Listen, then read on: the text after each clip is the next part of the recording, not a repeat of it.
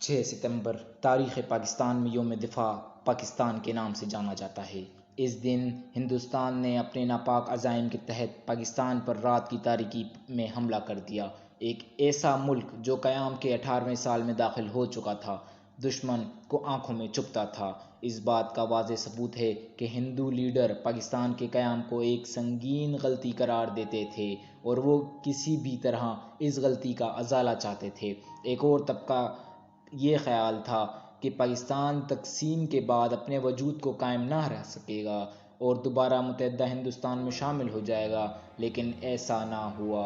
ہندوؤں نے اسی سوچ کے پیش نظر کشمیر وادی پر قبضہ کر رکھا تھا۔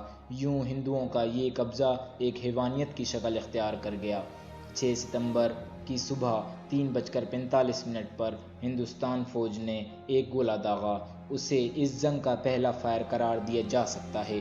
ناظرین، اب جنگ کا باقاعدہ آغاز ہو چکا تھا۔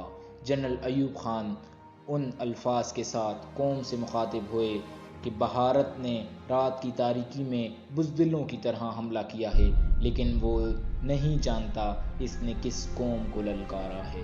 ہم کلمہ طیبہ کا ورد کرتے ہوئے دشمن کی للکار کے آگے سیسا پلائی دیوار بن کر پڑے رہیں گے اور اس وقت تک لڑتے رہیں گے جب تک دشمن کی توپوں کو ہمیشہ ہمیشہ کے لیے ٹھنڈا نہیں کر دیتے۔ ناظرین، اس تقریر نے پوری قوم کو بیدار کر دیا اور پوری قوم پاک فوج کے ہمراہ وطن عزیز کی حفاظت کے لیے متحد ہو گئی۔ کسی نے وطن عزیز پر جان وار دی اور کوئی غازی ٹھہرایا۔ ان میں ایک نہایت دلیر بریگیڈیئر محمد احمد ہیں۔ وہ کہتے ہیں، موت میرے سامنے تھی، میں نے فیصلہ کیا، اگر میں نے مرنا ہے تو میں دشمن پر حملہ کرتے ہوئے مروں گا، کیونکہ مقابلے میں فوج ان سے کئی گنا تھی۔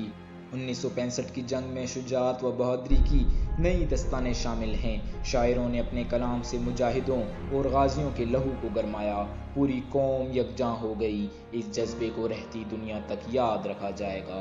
ناظرین، ہر شخص نے اپنی جان کی پرواہ کیے بغیر دشمن کے عزائم کو خاک میں ملا دیا۔ ایم عالم نے 1 منٹ سے بھی کم وقت میں دشمن کے 5 طیارے مار گرائے اور ایک عالمی ریکارڈ قائم کیا۔